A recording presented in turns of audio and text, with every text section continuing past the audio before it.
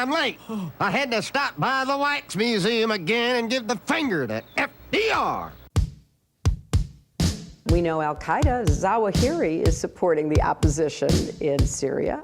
Are we supporting Al-Qaeda in Syria? Well, it's a proud day for America. And by God, we've kicked Vietnam syndrome once and for all. Thank you very, very much. I say it again, you've been had. You've been took. You've been hoodwinked. These witnesses are trying to simply deny things that just about everybody else accepts as fact. He came, he saw, he died. Well, we ain't killing their army, but we killing them. We be on CNN like, say our name, bitch, say it 3 times. The meeting of the largest armies in the history of the world.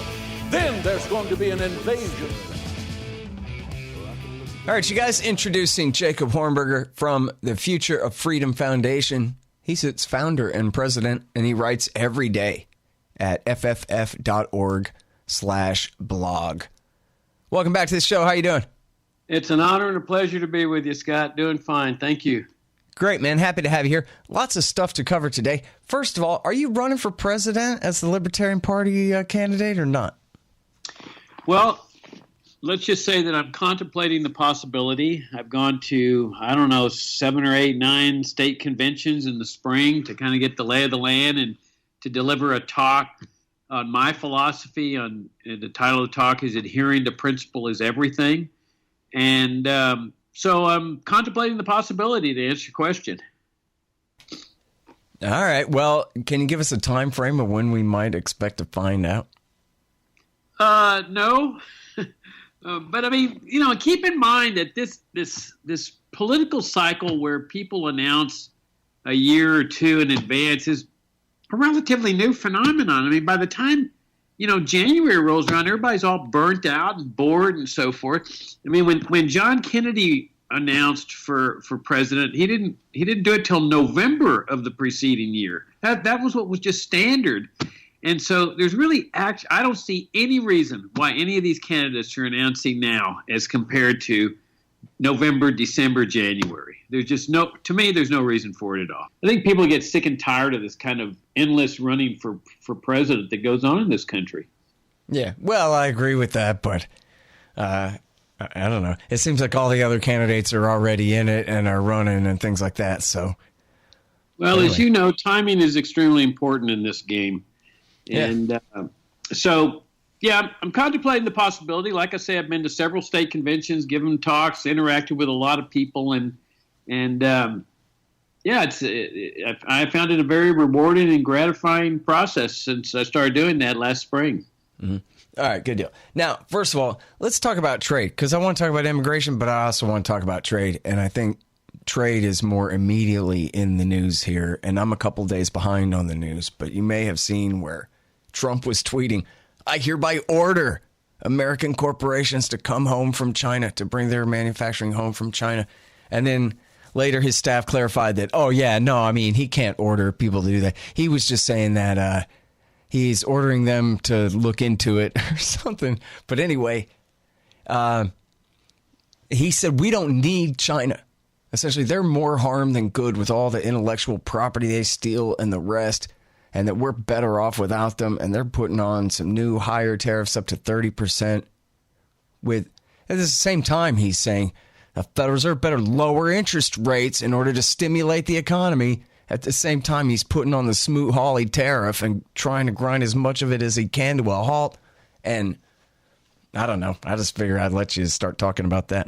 How's that for the form of a question? Do you have anything to say?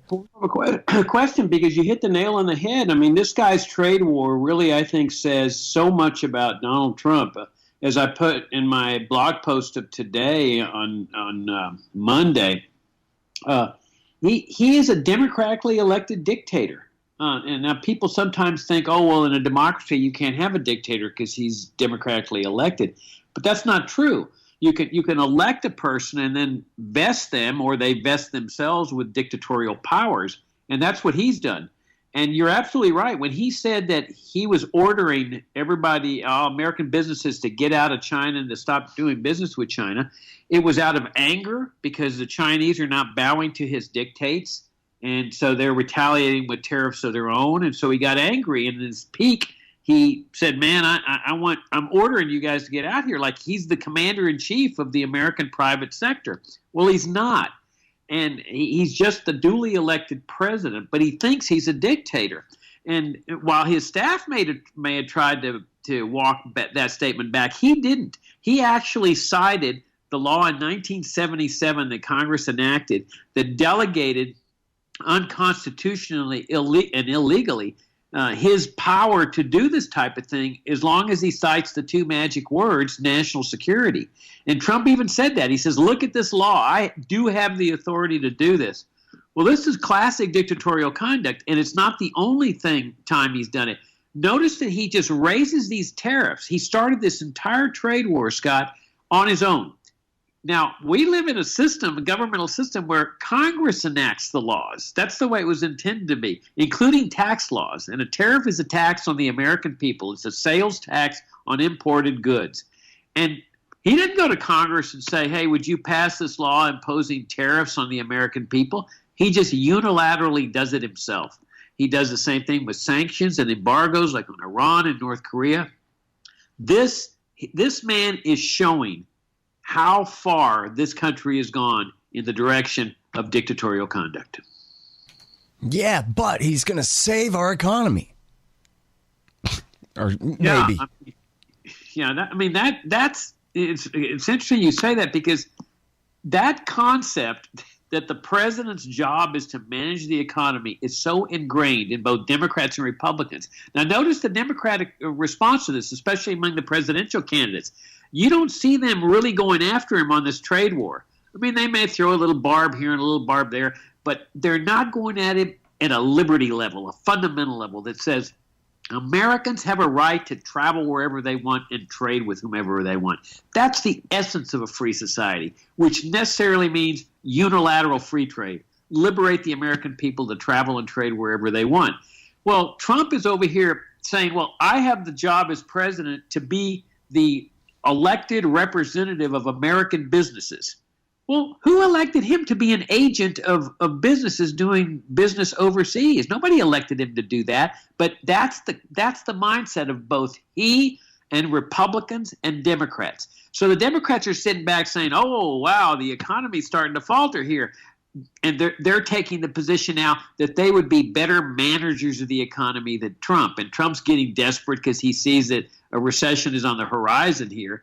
Well, the real question is, why should a president be managing an economy? Why can't the president just leave people free to manage their own economic affairs? That's where the libertarian philosophy comes in. Hang on just 1 second. Hey, guys, I got to tell you about wallstreetwindow.com. It's the great Mike Swanson. He made a killing on Wall Street back in the day, and now he sells advice for reasonable prices. You need to know what to do to protect your assets. wallstreetwindow.com. Hey, guys, I know you're going to love Will Grigg's new book we just published at the Libertarian Institute, No Quarter, The Ravings of William Norman Grigg. It's wonderful. It's terrible. It's devastating. You'll laugh. You'll get angry. You'll miss him. You'll be inspired to fight for freedom. With perfect cover art by Scott Alberts and a brilliant introduction by Will's great friend and protege Thomas R. Edlum, it is a fitting legacy for a brilliant man and nearly tireless defender of liberty. Get No Quarter, The Ravings of William Norman Grigg, in paperback or Kindle on Amazon.com. All right, now, so here's the deal, though. Part of the reason that the American people hate the Bush-Clinton post-Cold War consensus is because of NAFTA and GATT and the WTO and the most favored trade relationship with China and the giant sucking sound to places where labor is cheaper and Americans losing good-paying blue-collar jobs. You know, because we went from a pretty protectionist system to not much protectionism almost overnight. It was really a shock to a lot of people. And They never had a choice before. This time they actually had a choice, and they elected a guy who was against that. In fact, I think if the Democrats had nominated Bernie Sanders, who agrees with Trump about trade with China in many ways anyway, representing the labor union, also the supply side here, not the consumers, I think he would have beat Trump because he had that one big issue in common with Trump, but without a lot of the other baggage. The rest of his baggage was, I promise to give you rich people's money. And that probably would have gotten him elected, unlike Hillary. But anyway, so there's a huge backlash here. I mean, that's how he got the job. There's a huge backlash against this free trade because guess what? Chinese peasants will work for cheaper. They always will. But Americans want that job. So what about that? Okay, we got to go back to fundamentals on this thing. And the fundamental is, what does it mean to be free? What is the nature of a free society? And a free society is one in which people, at a minimum, have the right to engage in economic enterprise to sustain their lives, occupations, vocations, entering into deals with other people, trade, because you can raise your standard of living with trade, and then accumulate the fruits of your earnings and then decide what to do with them. Now, as a libertarian, I am totally opposed to NAFTA and GATT and all these agreements. I mean, they're like 10 inches thick, and they call them free trade agreements. Well, I guarantee you, if you've got an agreement that's 10 inches thick with a bunch of rules and regulations, that is not the libertarian ideal of free trade. When we talk about free trade, we're talking about don't negotiate anything with anybody. You don't need to sit down with a president of another country and say, let's work this out. You don't need to engage in these trade wars. All you have to do is just liberate the American people. That's all you have to do. Release all your own restrictions on the freedom of the American people to travel and trade wherever they go. Does that mean that other countries will follow suit? Well, some of them will, because they'll follow by example. They'll see the higher level of prosperity that free trade brings. But even if they don't, if their governments continue doing the types of things that the U.S. government does today, subsidies to favored businesses, protectionism, tariffs, so be it. That's something for American businessmen and American tourists and American consumers. They have to figure it out for themselves, how to deal with foreign countries where there's bad things happening. But it's no business of the U.S. government. So get rid of all these so-called free trade agreements. Get rid of these meetings, high-level meetings to negotiate these things. Get rid of the trade wars unilaterally. Lift all trade restrictions on the American people. Liberate them to travel and trade with whomever they want and wherever they want to go. All right. Well, I wonder, though, if this is going to help crash the economy that Trump is trying so hard to keep inflated. When he ran, I'm not saying he's any kind of Austrian, but he is a real estate guy. So when he was running for president, he said, this is a giant bubble. This Obama economy is fake and all of this, which was true. And now he owns it big time and claims credit for every, good sounding statistic that comes in. And yet he's been very critical and has done probably more than any president in a long time to publicly politicize the Federal Reserve. And where here he said, I don't know if you saw this on Twitter, he said, my only question is, who is our bigger enemy, Jay Powell or Chairman Z? And his problem is they won't inflate. They had another meeting and they did all capitals, nothing, exclamation point, meaning he wanted them to cut rates further to stimulate more inflation. He's got an election to win here, and he's terrified that the whole thing is going to fall apart before November 2020. But at the same time, he's the guy who's waging this trade war and trying to, I don't know to what degree, but to some pretty significant degree, shut down trade with our biggest or second biggest, compared to Canada, I'm not sure, trading partner there.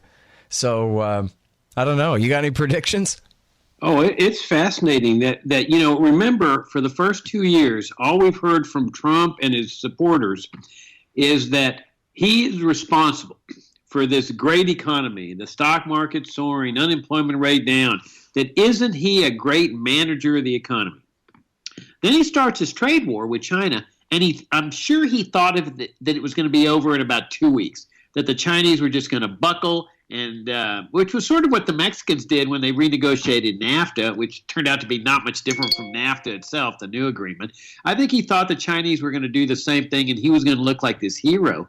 And now it's clear that the Chinese did not buckle, and you're right, it's now throwing the whole world in the direction of a recession, and he's panicking. And so what is he doing? He's not saying, well, this is because I've been a poor manager of the economy. He's saying this is the Federal Reserve's fault because they won't lower interest rates.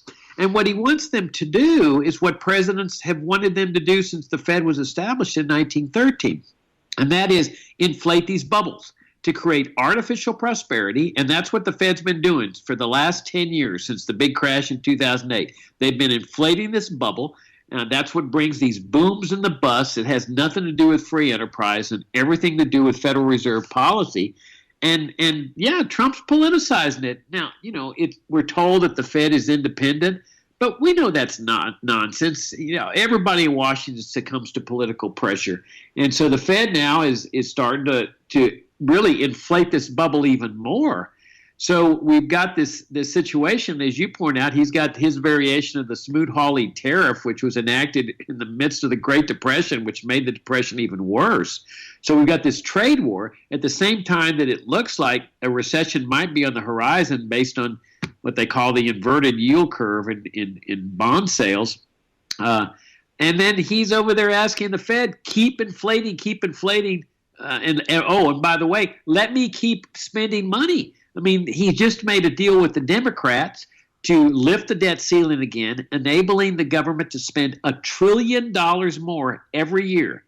We've already exceeded $22 trillion in public debt. And get this, Trump and the Democrats make a deal to extend the debt ceiling conveniently till after the election so that neither one of them can use it against the other. I mean, this shows you the joint corruption, Scott, of both of these parties. They're both complicit in the destruction of liberty in this country and economic prosperity, genuine prosperity, not the Fed-induced bubble type of prosperity to which we've become accustomed. Yeah. You know what? I wonder how things are going to be after the next crash.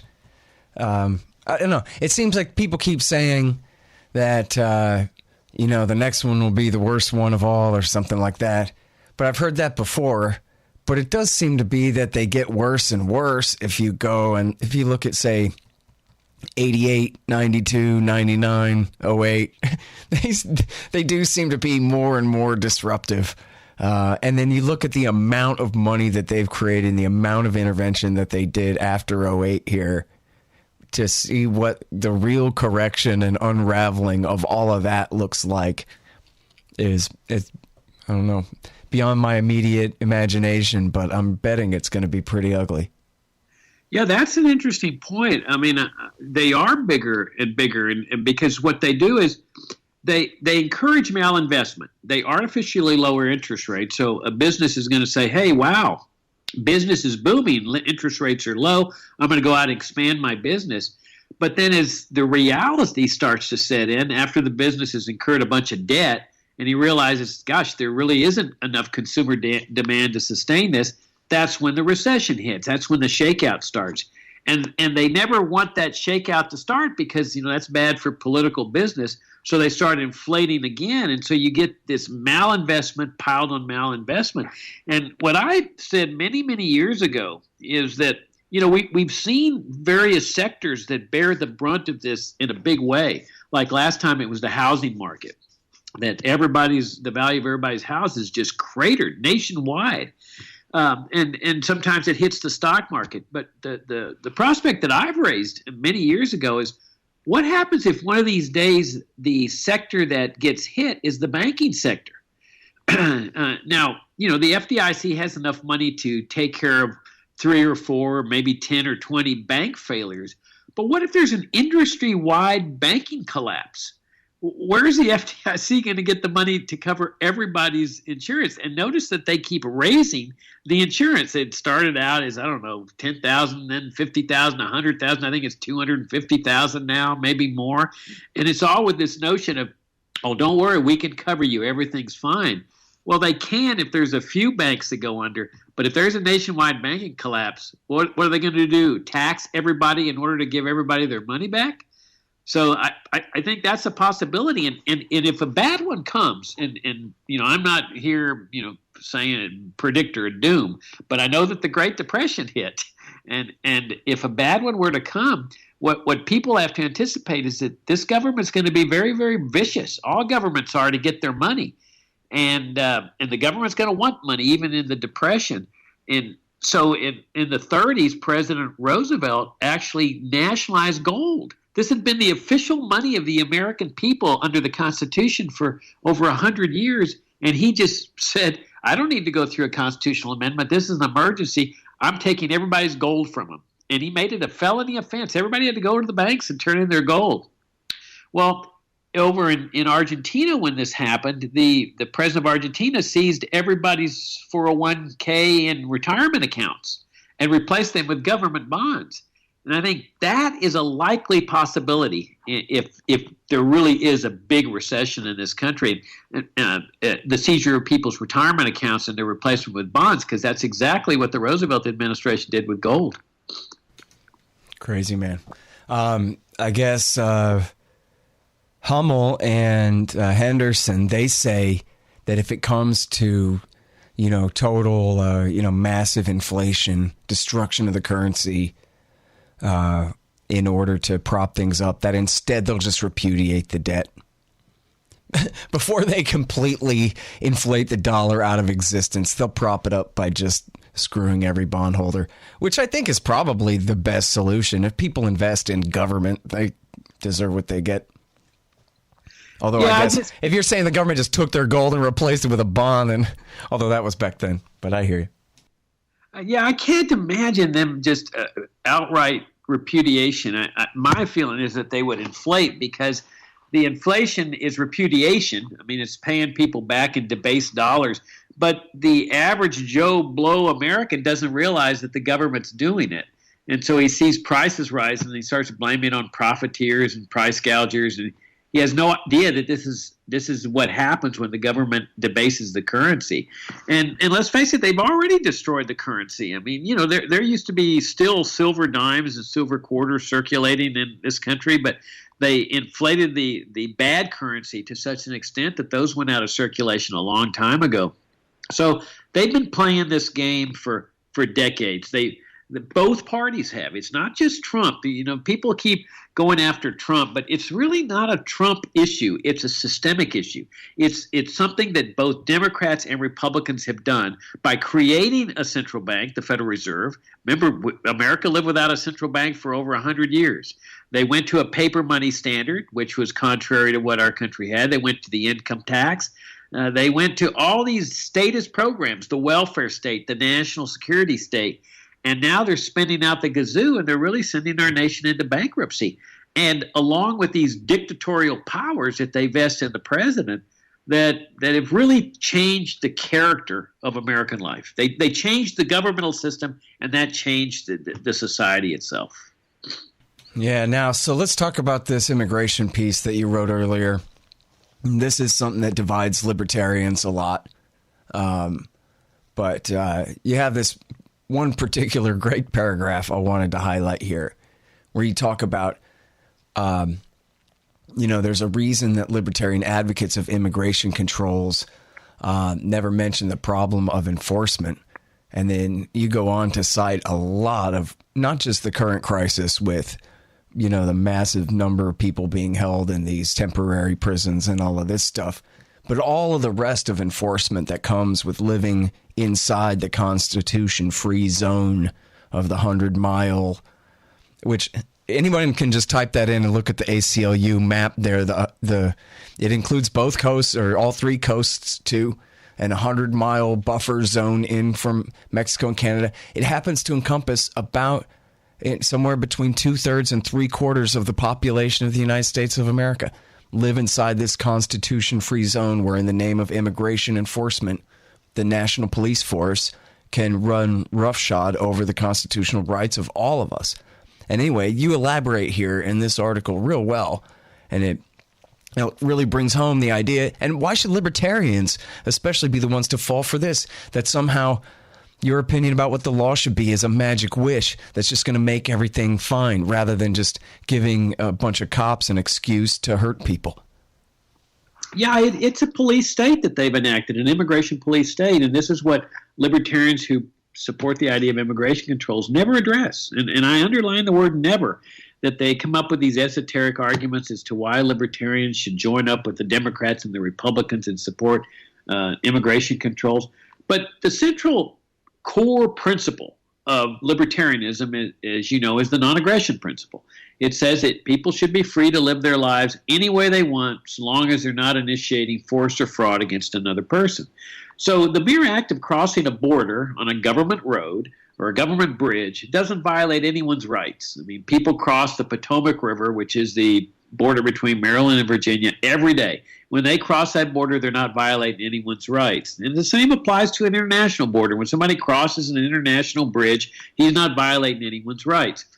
And so in order to keep out these immigrants, they're violating that libertarian non-aggression principle. They're initiating force to keep somebody from engaging in purely peaceful behavior, or as the Declaration of Independence says, pursuing happiness.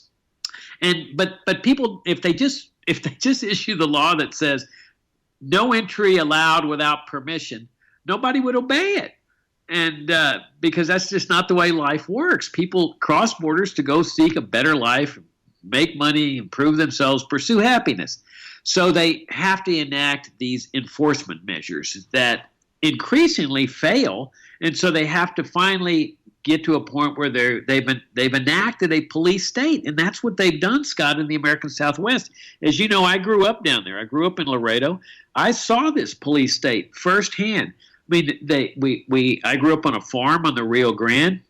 The Border Patrol could come onto my farm without a warrant. If we put a lock on our gate, they would shoot off the lock. They would come in. They never came into our house to search the house, but they would go down. They would in their Jeep or vehicle all the way to the river and search for illegal immigrants without permission. And this applies to the whole 100 miles, as you point out. That's 2/3 of the American population where they have the authority to do this. Now, most of the time they're doing it near the border or on the border. But you have roving Border Patrol checkpoints. You have highway checkpoints, Scott, that run on highways east-west, stopping people that have never entered Mexico. And these are subject to full searches. I mean, if they want to, they can search your body cavities if they want to. They search your vehicle. If they find any contraband, they seize it and charge you. This is the type of thing that exists in totalitarian countries. In Florida, they're boarding Greyhound buses and asking for people's papers.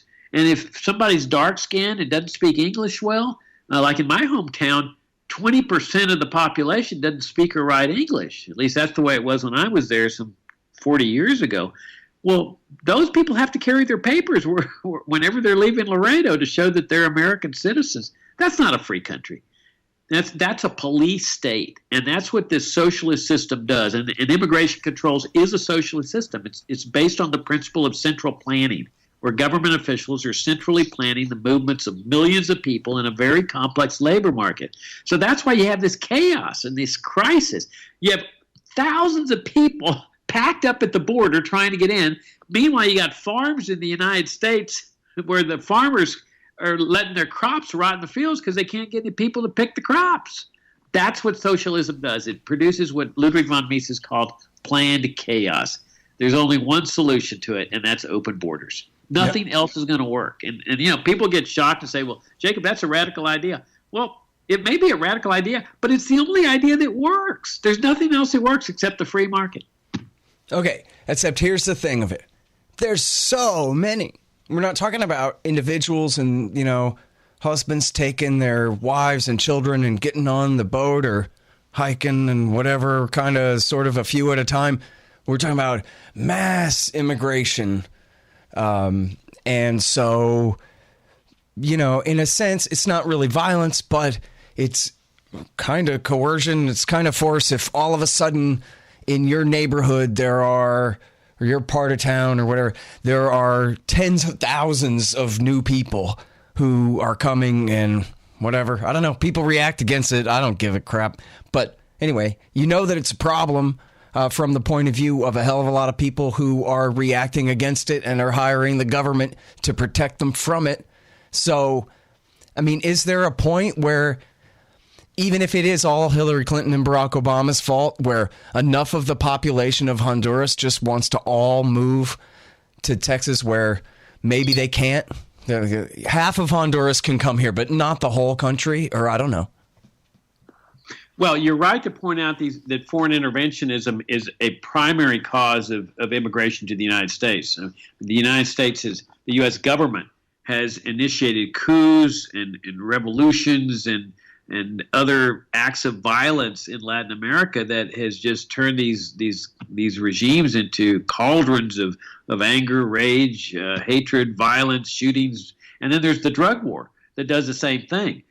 So you got those two things that have caused a lot of the people to want to leave. So if you stop those two things, if you stop the foreign interventionism and the drug war, then things would start to return to normal, so that the immigration flows would be more normal instead of like a mass exodus of people.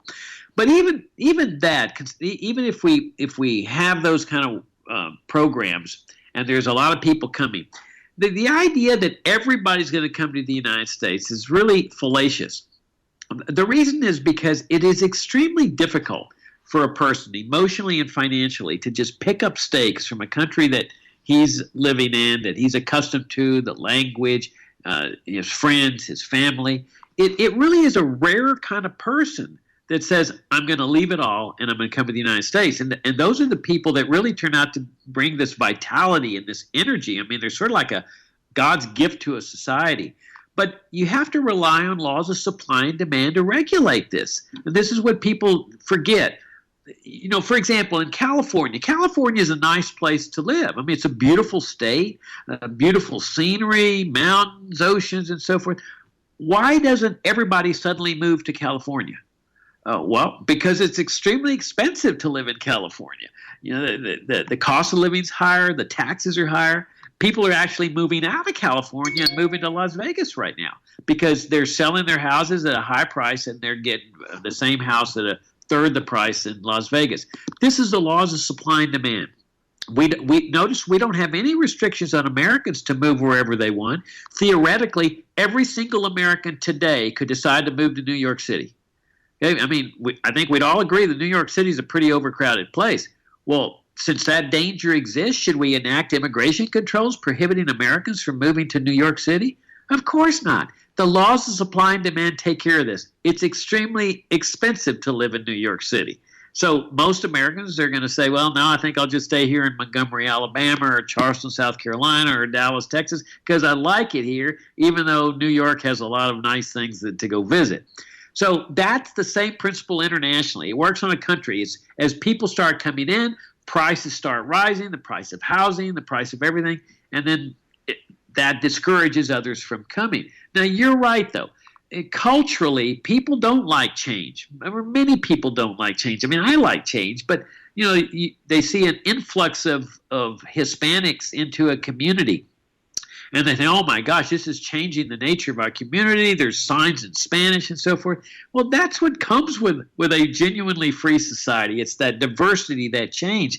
And I should point out that there's a lot of communities in the South now that have been revitalized by these Hispanic immigrants. In fact, even to the point where when the Immigration Service, the ICE, went out and started making these violent raids on American businesses, I think it was in Tennessee, that a lot of people rallied, Caucasian people rallied around the Hispanic immigrants. They were working in those businesses trying to prevent ICE from taking them away. So in a free society, is there change? Does it bother people? Yes and yes. But the idea that we should sacrifice our freedom for the sake of some kind of security net is a pretense anyway, that all you end up with is tyranny. And so you give up both your security and your freedom, and you end up with neither. You can hear the Scott Horton Show and Anti-War Radio on Pacifica, 90.7 FM, KPFK in LA, kpfk.org, APS Radio at apsradio.com, the Libertarian Institute at libertarianinstitute.org, and of course, check out the full archives More than 5,000 interviews now going back to 2003. And sign up for the podcast feed at scotthorton.org. And thanks. All right, let's talk about this one. Why no congressional investigation into Jeffrey Epstein's intelligence connections?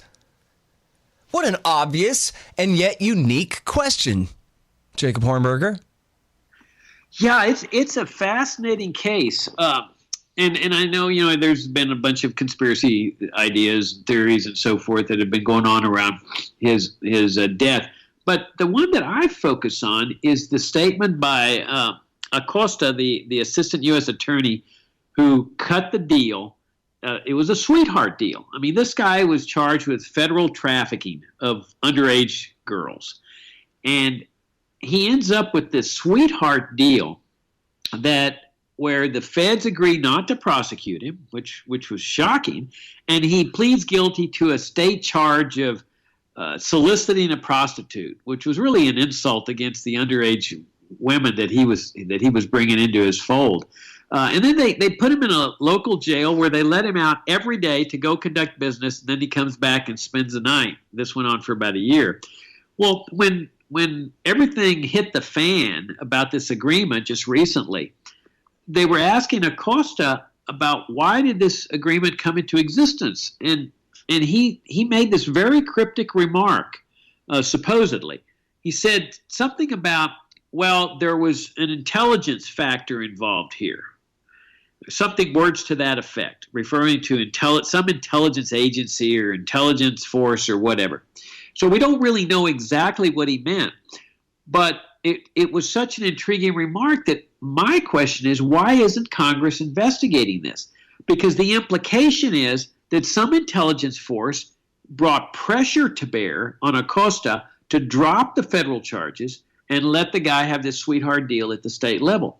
Well, if that's the case, if some intelligence agency, whether it's the CIA or the Mossad or some other intelligence agency, Navy intelligence or whatever, is corrupting our federal judiciary, then isn't that something Congress should be looking into? I mean, when you have a judiciary, you have to rely on the fact that it's honest, that it has integrity to it.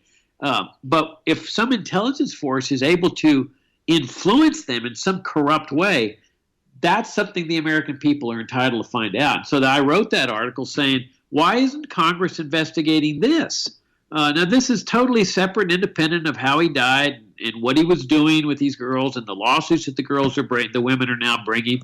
This is just something that I think affects the American people directly. Is there a corrupt judiciary here, and did it become corrupt because of some intelligence force as manifested in this particular case? Because if they did it in this case, Scott, they can do it in any case. Yeah. And I think it's incumbent on Congress to get to the bottom of it. Mm-hmm. Well, and in this case alone, the implications are vast, because if he was working for intelligence agencies, what was his work? Obviously, blackmailing powerful people into committing the same kind of crimes he was into, right? Nobody thinks he had another job than that if he was working for spies. And so that's why, it's amazing to see, right? Bill Richardson and George Mitchell and the Prince, all these people named, and it's not proven that they did anything, but I'm prepared to believe the worst about Bill Richardson, for example. But this guy had a lot of powerful friends for a long time, and there are quotes from people saying that, yeah, of course he had his whole island wired for sound and video and all of these things, which only makes sense, right? Had Bill Clinton lied about how many times he was on his plane? Oh, I was on his plane 4 times. Oh, that's funny. You're in the records 27 times, including trips to Thailand. Oh, yeah, no, I'm sure that was just business. These guys. So, yeah. And, as far as conspiracy theories, I think the one where he killed himself is a conspiracy theory. But anyway, not that I in fact, just speculation wise, Bumper, do you have a favorite between he's still alive somewhere versus, he was throttled to death by somebody's hitman? Well, let me first address your first point, because I think that's really an important point. I mean, the speculation was rife on the internet that, and not in the mainstream press, interestingly enough, was that this guy was running a blackmail operation. And they were quoting traders on Wall Street saying, we never traded with the guy. And here he is running this hedge fund. And so the speculation on the internet was that what he was doing was luring these people to his parties and then having them go up to the bedroom with these underage girls, which I'm sure he probably led people to believe were 18, and then videotaped them, and then contacted the person the next day and said, hey, I've got this hedge fund. How about investing $5 million in it? Because, hey, we got pictures of you here. And so the person would invest in the hedge fund, and, of course, he'd never see his money back again. And so that was a fascinating theory. And, that's something that I think still should be explored in these civil lawsuits that are being brought. Because if that's the case, Scott, the point you make is very important. Why would an intelligence agency, regardless of who it is, want to associate with this guy? I mean, here he is trafficking in underage girls. Why would they want him? To spy on what? Spy on the Caribbean or what? Well, we know what J. Edgar Hoover's modus was. I mean, this is no conspiracy theory here. Hoover would keep files on people. He would discover dirt on people for the specific purpose of blackmailing people. And remember, this is a guy that's still held in high esteem in the FBI. They've named their building after him. He's nothing but a common blackmailer. And so if the head of the FBI can do it, well, an intelligence agency can do it also. And so that's important speculation that I think needs to be explored. And that's something else that I think Congress should get into, because if you got an intelligence agency that's doing what J. Edgar Hoover did, that's not a good thing with respect to a free society. Now, on the conspiracy theories on how he died and so forth, I don't know. I mean, they've got an autopsy that says he got hung, but let's face it. I mean, to me, it's possible to hang a guy and hold two burly guys, hold him up and put a noose around his neck and drop him from a bunk bed and so forth. Did that happen? I don't know. But I'll tell you one thing. It was in a lot of people's interest that he exit this world either through suicide or through murder. And my hunch is that maybe when they saw that he had a proclivity to commit suicide, they just sort of looked the other way and said, well, let him go. But, I don't think anybody's going to get very far by insinuating murder, because once the autopsy came out, unless somebody were to go state's evidence or go public and say, yeah, we killed the guy, which is not going to happen, I think we have to just settle for the fact that it was a suicide. Yeah. It's a separate question and a separate kind of entertainment to me, the way the media just immediately went on this jihad to essentially say you are forbidden from believing that maybe this guy was murdered. It couldn't be, and if you think so, you're one of those crazy people who we all despise and would never invite to our barbecue. Like, really? What a conspiracy theory that this guy who was clearly involved in the sexual blackmail of numerous powerful men mysteriously died in his cell mysteriously, but whatever. Only a kook would think that it wasn't a suicide. Why? Simply because TV insists. That's it. Even though, essentially, it's just as plausible that he was murdered, and it's almost as plausible that he's still alive, and that they murdered some schmuck. And, why not? This guy's pretty connected, seems like. It's just a speculation. You don't have to believe in that. But to think that, there's a 99.999% chance that it was suicide, and anybody else who thinks anything else is a horrible, terrible, crazy person. The kind of person who might have told you that the media was covering for this guy all along. Like, for example, when the National Review and the Huffington Post ran giant puff pieces by his paid PR people to rehabilitate his reputation after his conviction and so-called time served down there in Florida. That sounds like a crazy conspiracy theory, too, that this guy wasn't completely hung out to dry 20 years ago by all of our hard-hitting investigative news reporters, the same ones who are telling us that we're horrible, stupid, crazy people now for even entertaining the possibility that whether Clinton or Trump or somebody we've never heard of would have had this guy whacked in his cell. My reaction on the mainstream press was exactly like yours. I mean, I was amazed. I mean, investigative reporters are supposed to be skeptical of official accounts. And when he supposedly committed suicide, right when the announcement was made, you're right. The assessment of the mainstream press was, oh, this was clearly a suicide. Oh, the conspiracy theorists are already coming out. Well, nobody really knew at that point. I mean, it would be justifiable to be skeptical, especially for the media to be skeptical. That's their job, to say, did anybody have a motive to get rid of this guy? Is it possible that some people are paying big money to snuff this guy out before he gets to trial and starts spilling the beans? But you're right. It was all this, conspiracy theorists are coming forward. Conspiracy theorists are coming forward, rather than express the skepticism that should be expressed. And you can see it in the same thing with respect to this point that I was making about the intelligence agencies. I don't see the mainstream press making a big deal out of that. And that's not a conspiracy theory, because Acosta himself says something about intelligence.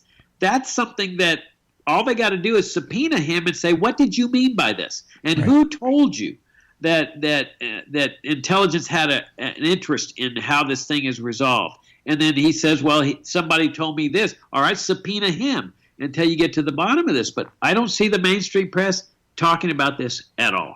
Right. At least not that angle. Right. Or, it's there, right? You can read it in the Daily Beast, but it's not the major part of the narrative, even though, of course, that's the juiciest tidbit out of all of it. Never mind any of the sex. Did somebody say he belongs to intelligence? Well, let's parse that. Dive in, somebody with a badge, right? Subpoena, bring together a grand jury. And I love the way you describe, just now you kind of alluded to it, but in the article, you have this great kind of daydream about what if America had a rule of law at all, and what if Congress actually would do such a thing as subpoena Acosta and nail him down on this point and make him name the guy who said that to him, and then bring that guy in and say, all right, buddy, now who told you to say that? And on down the chain until you get to the bottom of this corruption and make sure that the law still reigns supreme in America. This kind of ridiculous. Think of how far off of reality that is. And can you imagine Congress doing anything of the sort ever? Well, no, because as I put at the end of my article, an agency that has enough power and influence to corrupt the federal judiciary has more than sufficient power to corrupt Congress. I mean, let's face it. Remember when Schumer made that Congressman Schumer made that remark that when Trump took on the intelligence agencies, he better watch out because they know how to retaliate 10 times to Sunday or something. I forget 6 ways from Sunday of getting back at you. Well, Congress knows that. Schumer knows it. Schumer's essentially expressing the sentiments of every member of Congress. They're scared to death to take on the CIA. And some of them are indirect assets of the CIA, sort of self-appointed assets and supporters of the CIA. So that's why you don't see anybody in Congress doing what I think they need to be doing, and that is subpoena Acosta and getting to the bottom of this intelligence factor relationship that Epstein apparently had. The CIA, I think, controls that type of thing. They wouldn't permit it to happen. They would not permit Congress to have this type of investigation. That's how much power I think they have in this country. Yeah. Well, hey, Chuck Schumer's the leader of the Democrats in the Senate. I mean, that's about as powerful and influential as you can get. And in fact, in that clip, I'd have to go back, but I'm not so sure that he's delivering a threat on their behalf. It seems more like just honest advice from the majority leader in the Senate to the incoming president that, hey, man, these guys are gangsters. Hell, you should really watch your step. Oh, I totally agree with you. I think he was just making an honest assessment of the situation that, hey, Trump, don't be stupid. That any president that takes on the national security establishment, they're going to come after you and you're going to pay a big price for it. Yeah, and he wasn't addressing some congressman-elect. He was addressing the president-elect. That, hey, we all know who's the real boss around here, and it ain't you. And right. Yeah, and what I like about that, too, is that he said that on Rachel Maddow's show, and she's like, yeah, Like, this is not a topic to explore that, wow, I mean, what are you really saying here, Senator? You know, that Langley is more powerful than Capitol Hill? Well, that raises the White House on Pennsylvania Avenue? Really? I don't have any doubts that it is the most powerful branch of the government. We don't think in terms of the national security establishment being a separate branch, but it really is. And there's a great book called Double Government by a guy named Michael Glennon, who's professor of law at Tufts University. That's his thesis in this book, that the national security branch of the government is the most powerful branch. And it makes sense because government is force. So the other three branches may have a U.S. Marshal or a DEA or some agricultural official carrying a gun, but that's not real force. Real force is troops, bullets, planes, ships, and that's the national security establishment. And Glennon's thesis is that they're the ones really running the show. And they permit the other three branches to have a veneer of being in charge, but because they don't care about the appearance. All they care about is, are they calling the shots under the table? And Glennon's book is really worth reading. It's the best analysis I've seen of the deep state ever, and it's done in a very scholarly, credible way. Yeah. You know, it's funny because people say the deep state this or this kind of state that, but if you go back to Albert J. Nock and his book, it's a short book or essay, Our Enemy, the State, he defines the state as different from the government. The government is sort of, you know, the buildings, the institutions, the laws, and the offices, kind of. But the state is the interlocking web of community among the human people who occupy those buildings and offices and wield those powers. And that's not just exactly the bureaucrats themselves, but that's, of course, completely intertwined with all of their special interests, as broadly defined as you can make it. That is the deep state, of course, is the CIA and all their contractors and the CIA, both ways. Yeah, I mean, that's a point, as you know, that I've been making for many, many years, that I favor a limited government republic. That is what our country was founded on, and that it got converted to a national security state after World War II. And a lot of Americans think, oh, it's just the same governmental system we've always had. It really isn't. It's a totally opposite type of governmental system. A national security state is a totalitarian type of government structure.